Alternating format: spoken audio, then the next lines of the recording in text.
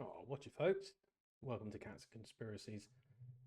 How the hell is everybody doing? I haven't ranted for a while, and I felt it was time for a rant.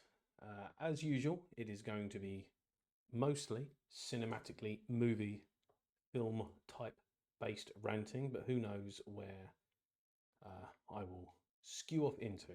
Who knows?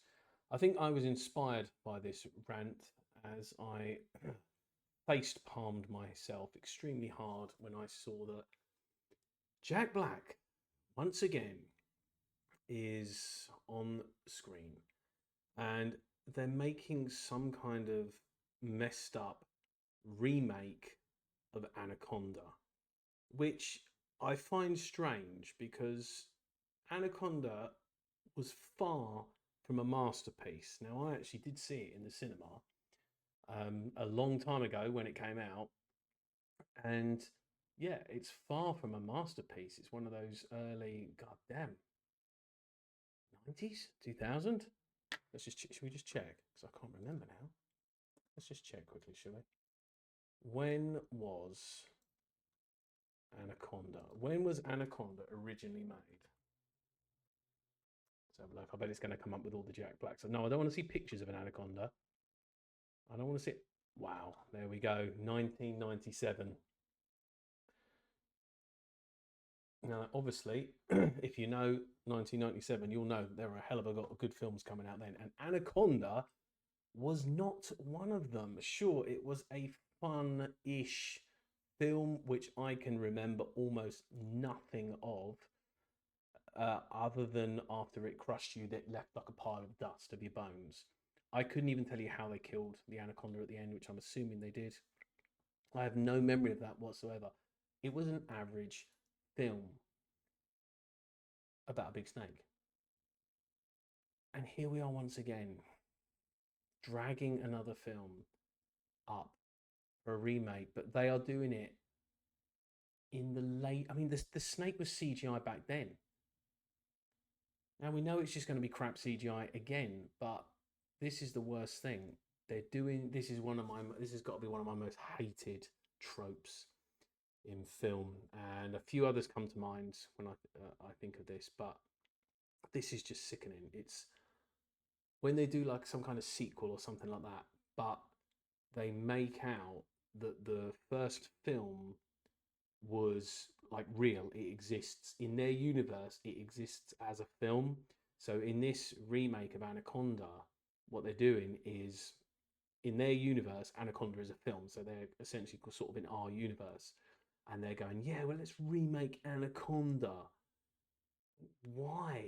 And God, I feel like Jack Black has been all right in some films, but I just feel he has become absolutely insufferable now. And with that stupid big beard that he's got, I feel he's doing a bit of a Pedro Pascal where you can't even separate his character from him because he looks like him. And Pedro Pascal's got that stupid little tash, which reminds me of the character from Family Guy with the little tash. So every time you see him in a film, he's got the same tash. So it's Pedro Pascal. Not that I'm going to watch a film with him in it because, again, he is insufferable as well. Told you this was a full on rant. How do they like? How much power do these people have over these studios to go and they go, no, I want to keep my stupid moustache. I want to keep my stupid beard. Well, we really want the character to, look like someone other than you. So maybe get rid of the beard. Let's do something with it. Wow, there's some serious vibrations going on in my house right now. What the hell is going on? It's the spirit. It's the spirit of Jack Black. He's everywhere. He's listening. His huge beard's going to come down and attack me in a minute. So yeah, like I just find that hard to believe. If I was going into a film and they said, right, we want to stick a wig on you, give you some hair, we want you to have long hair for this role. I'd be like, okay, cool, that's the character you want me to portray. I wouldn't be like, no, no, no, I have to look exactly like me. I don't want to look like anybody different. I want to look exactly like me in this film. I want to be me in this film. Just insufferable. I don't get it. It's almost like it's so lazy now. We've gone beyond lazy. They're not even putting any effort in.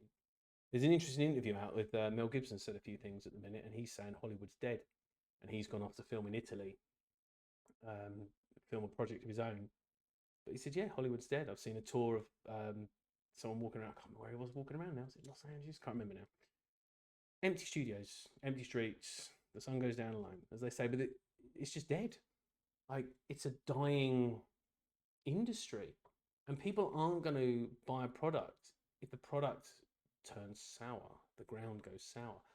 No one's going to be interested in it. So that thing that is creating that product can only die. If people stop buying a certain product, the person that makes it is going to go out of business. And it just seems that is what's happening with Hollywood.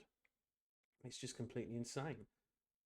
So yeah, a remake of Anaconda, getting back to my original rant, where in this version of Anaconda, what they're doing is they're saying we're going to remake Anaconda. So in their universe, the film Anaconda exists and they're going to remake it.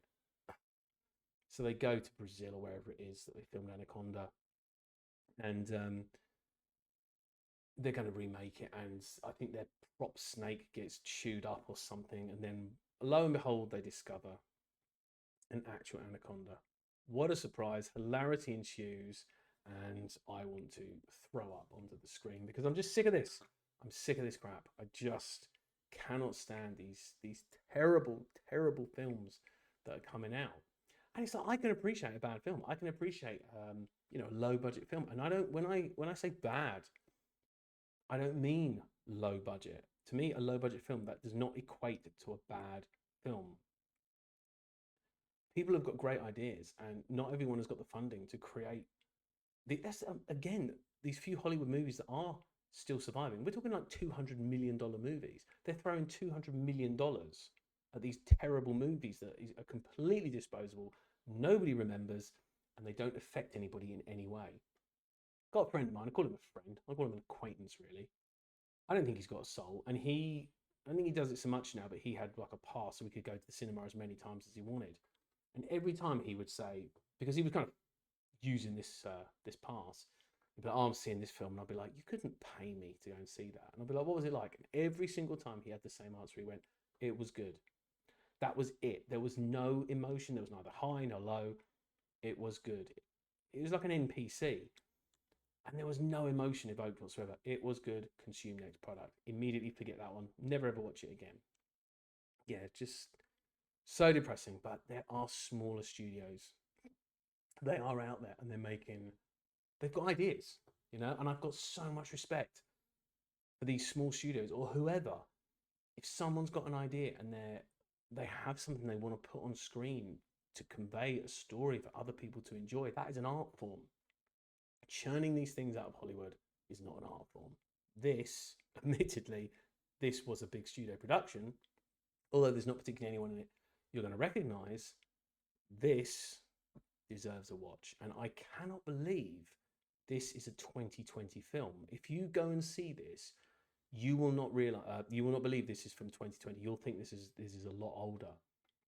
There is so much style to this. The Empty Man. Funnily enough, this was the song, the film.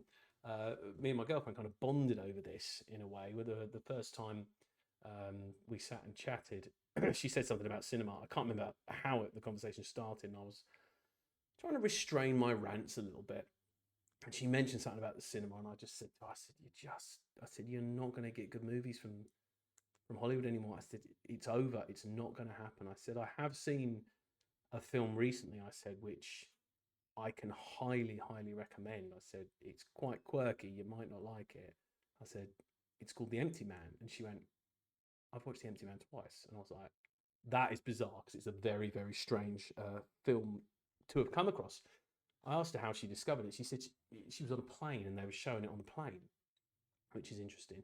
Now, before anyone says, "Oh my God, Chris Stuckman covered this ages ago," yeah, he did, and it was actually through Chris Stuckman I discovered this film myself. He did a great little review of it where he actually said this film deserves a cult following, and I could not agree more. And I think it has got a cult following, and anybody who's seen it knows about it, loves it, and it's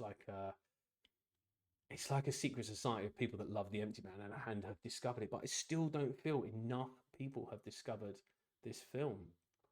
And I really want people to get out there and experience it, because this is more than a film. This is an immersive experience, and it's going to mess with your head.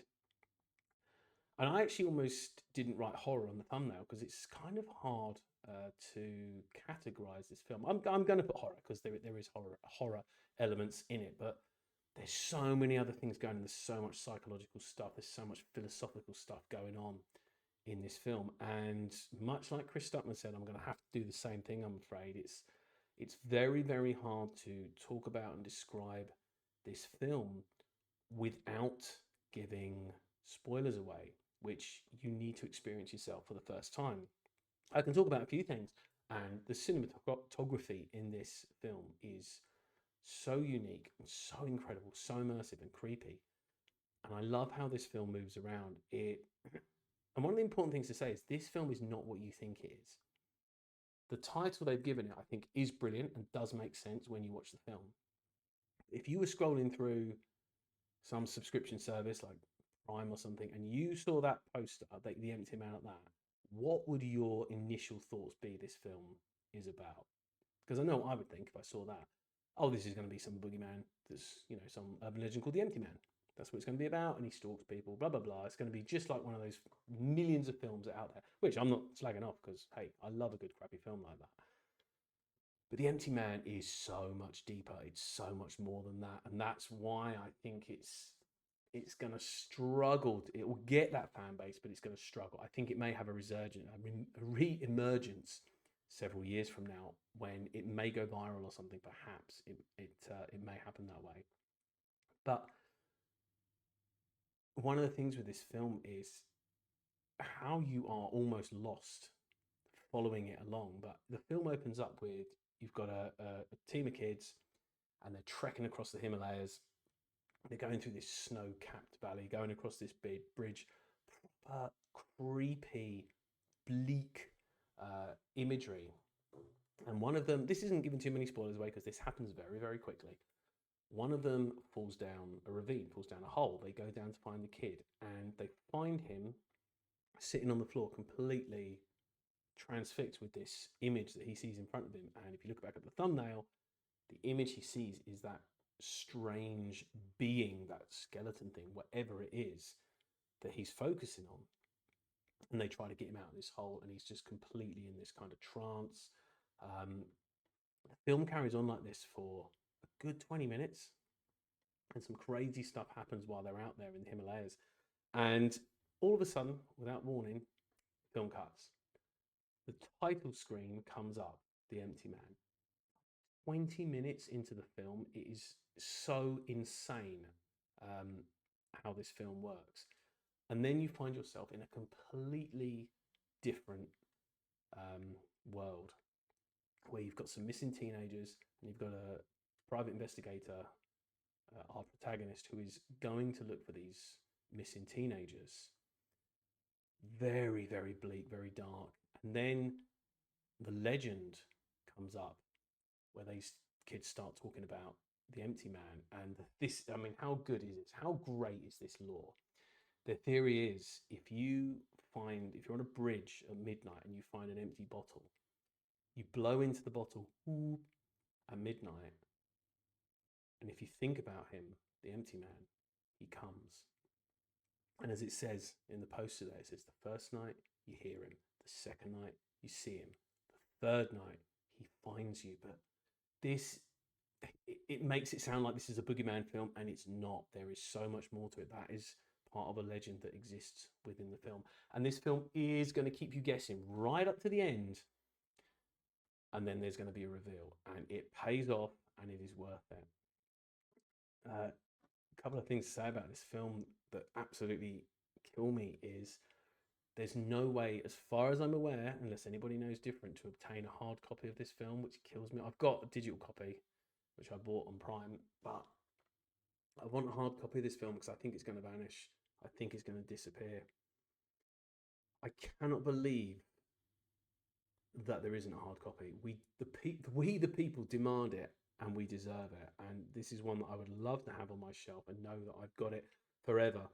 And no amount of deletion or editing is going to make this film disappear. So forget what Hollywood is churning out. If you haven't watched The Empty Man, especially as we are coming up to Halloween, I'm just going to do a run of just horror, psychological, scary films going up to Halloween. And one I'm going to talk about soon isn't a film, but it is available to watch. And depending where you are in the world, this you may not know it. It's a UK thing. It was called Ghost Watch, and it was a bit of a phenomenon that came out when I was at school, so a long time ago. But it terrified the entire country, and the BBC even got sued over it. So anyway, if you have not seen The Empty Man, now that we've got these dark nights, the leaves are falling, the pumpkins are out, do yourself a favour. Go and watch this. I think it's on Prime. You've got to pay for it. Buy yourself a copy. This film is one of a kind. And as Chris Stuckman says, it does deserve a cult following. And I'm hoping that if enough of us see it, we can pass the message on and let the world know about The Empty Man, because it deserves a fan base and you will not regret watching this film. So there you go, guys. Bit of a rant from me today. I'm sure I'm going to have some more rants coming up this week, but I just want to find some films that I can pass on to you because, as you know, there's just nothing coming out of Hollywood, and there never will be again because it's a dying industry. But we've got those smaller, independent films out there that are going to keep us happy, because good storytelling is never going to die ever, and there's always going to be a demand for it. And if you've got any suggestions of things I need to watch, please chuck them in the comments. Let me know. And of course, like and subscribe and all that jazz. I'll see you again soon, guys.